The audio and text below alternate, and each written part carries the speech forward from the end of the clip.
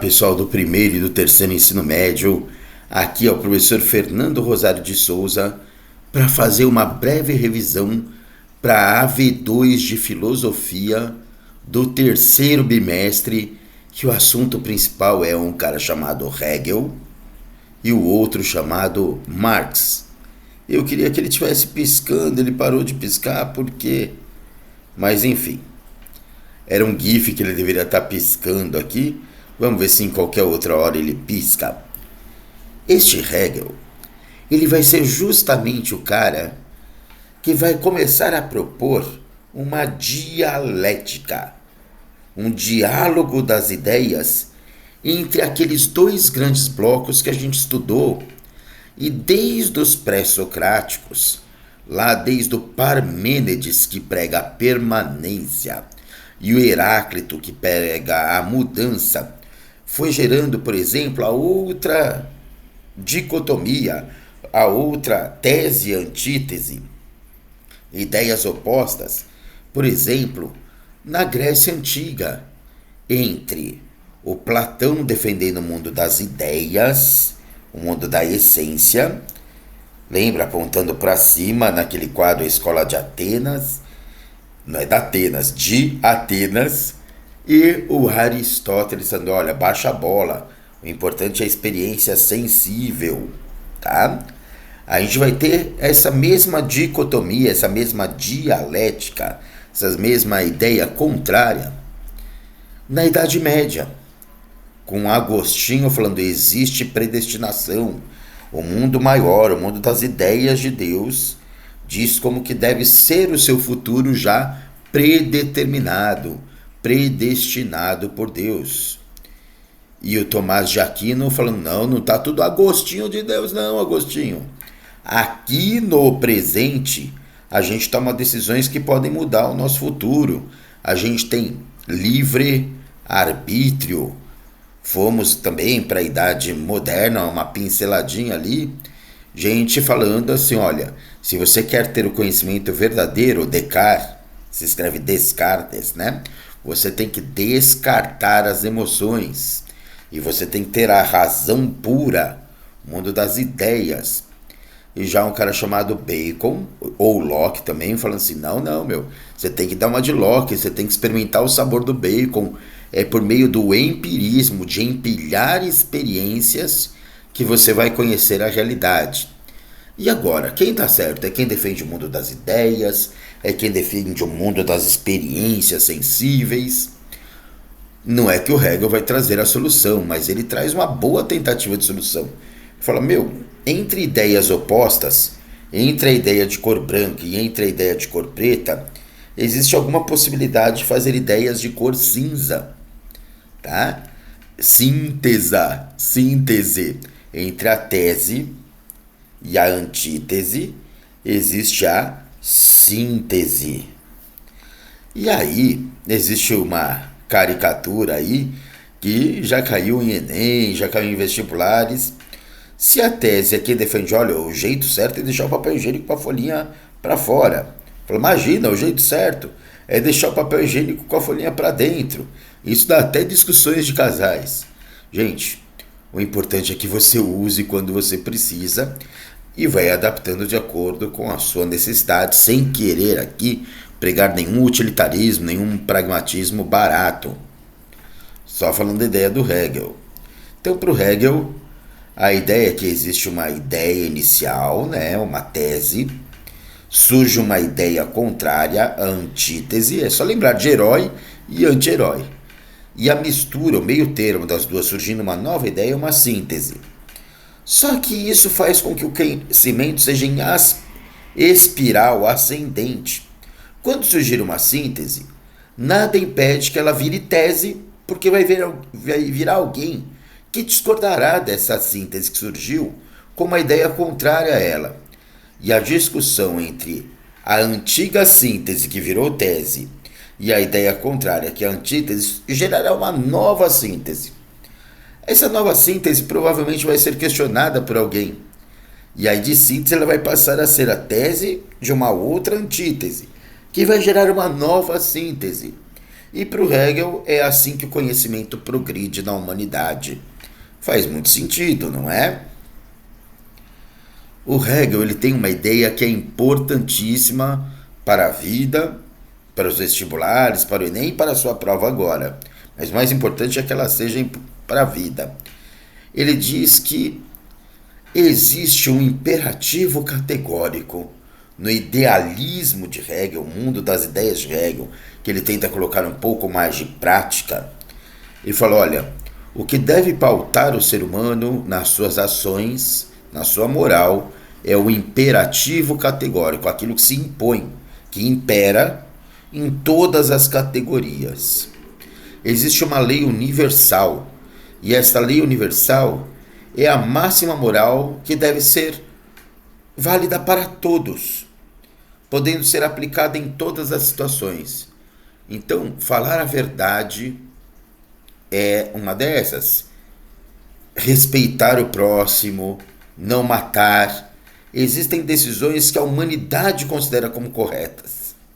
É um imperativo que se impõe. É uma categoria que se impõe. A gente diz que existe a subjetividade, ou seja, o sujeito ser muito valorizado em Hegel. Ao mesmo tempo que ele diz que o que o ser humano decide deve valer para todos, ele não faz isso inutilizando, pelo menos nas ideias do ser humano como indivíduo. Ele fala, olha, a sua ideia individual tem que estar em sincronia, em sintonia com a ideia universal. Trata todos os seres humanos como um fim em si mesmo. O ser humano não deve ser uma ferramenta para servir a um fim maior. Ele faz parte deste fim. E aí ele fala do reino dos sims, a sociedade onde todos se tratam como... Eu falei, você é tão importante quanto eu sou tão importante quanto você, constituindo um sistema moralmente justo. No mundo das ideias, isso é muito perfeito. Só que ele vai ter um grande crítico, um cara chamado Karl Marx, que vai falar, Hegel,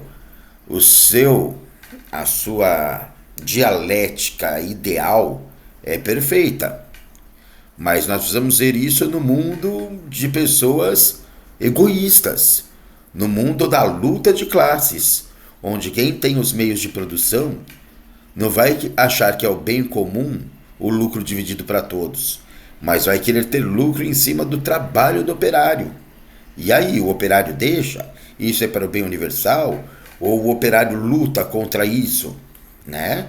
A gente vai ter o Marx falando, olha, entre esse mundo ideal, entre esse idealismo do Hegel e o materialismo histórico, a gente já viu o que acontece de fato. Só para você ver como isso costuma ser cobrado em vestibulares, em testes e talvez na sua AV2. Então tem um texto aí da Marilena Chauí falando sobre o Hegel, o imperativo categórico, que fala: o imperativo categórico exprime-se numa fórmula geral. Age em conformidade apenas com a máxima que possas querer que se torne uma lei universal. Você deve querer para você ou você quer para todo mundo.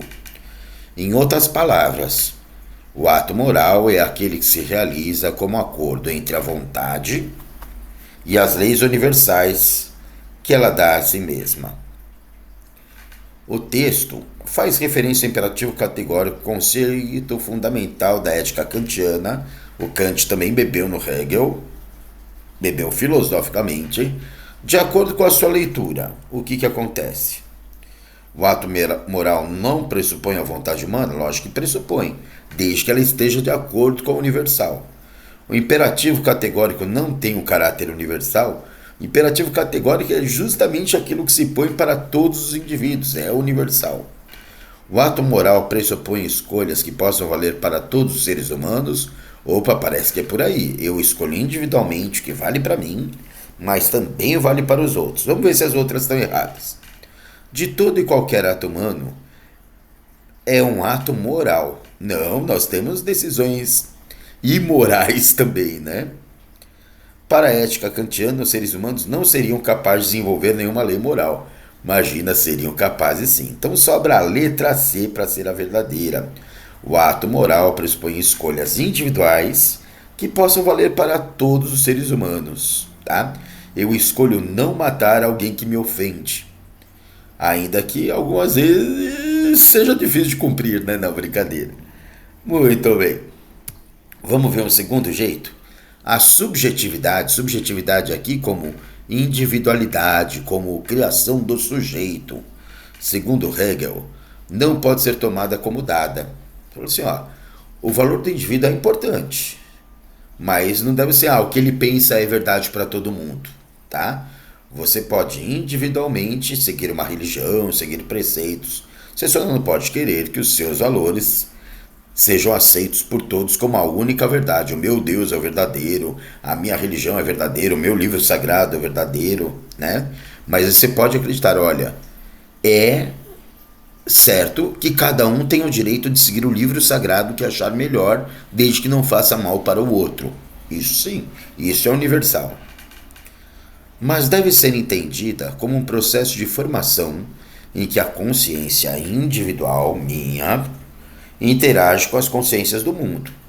Eu católico, eu espírita, eu islâmico, eu ateu, tenho o direito de individualmente ser isso e interagir com a pessoa que decidiu ser de outra religião, que decidiu ser de outra vertente, desde que ninguém faça mal para ninguém. E a consciência de cada sujeito, que cada sujeito pode ter, é necessariamente resultado da sociedade de que faz parte e do momento histórico em que essa sociedade se encontra. Lógico, você vive dentro de um contexto histórico. Se você vive num país que ele é predominantemente islâmico, você vai ter que ter alguns costumes, algumas adaptações para esta lei universal de acordo com aquele sistema. Se aquele sistema considera beber algo pecaminoso e a grande maioria faz isso, você não vai poder sair com uma garrafa de pinga na rua bebendo, né? Muito bem. Pode, né? Mas acho que as consequências não serão das melhores. Por isso, para Hegel, entender um conceito deve envolver também entender a história desse conceito. Para você entender um conceito, você precisa entender a sociedade onde aquele conceito foi formado. Joia? É isso que o texto está falando. Então, qual a alternativa aqui que vale? O momento histórico vivido não interfere na consciência dos sujeitos, é justamente o oposto do que está no texto. O entendimento de um conceito passa pela compreensão da história desse mesmo conceito. Parece que isso é um resumo do texto, mas vamos ver as outras. A história não é um elemento fundamental no processo. Imagina, a história é fundamental. A subjetividade deve ser tomada como algo dado, sem nenhum tipo de processo em sua formação? Lógico que não. Você vai ter a sua individualidade baseada no contexto em que você vive. Na formação da subjetividade, a consciência individual não interage com outras consciências do mundo. Ele falou claramente que na formação do indivíduo ele interage com outras consciências, de modo que só sobra a letra B para ser a verdadeira. O entendimento de um conceito passa pela compreensão da história desse mesmo conceito. Caminhando mais um pouquinho. Esse é o crítico principal do Hegel, ao mesmo tempo que ele é admirador, ele considera a dialética como algo importante. Ele fala assim, a dialética não dá para ficar só no mundo das ideias, não. A dialética tem que vir para o mundo prático. Muito bem. E a grande crítica do Marx é essa. Ele fala, olha, o Hegel é idealista, ele prioriza a razão e a dialética para explicar a história, mas a realidade é a expressão da ideia. Para o Marx, fala assim, não, a gente tem que ver as coisas no mundo material. As forças materiais e as relações de produção, elas que moldam a história. Então, a gente tem que usar a dialética para mudar a história.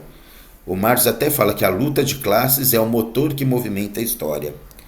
Tem uma caricatura aqui, uma charge, que já apareceu em Enems, em vestibulares. Os caras na linha de produção, parecido com o filme do Chaplin, Tempos Modernos, em que nitidamente eles não sabem o que eles estão produzindo.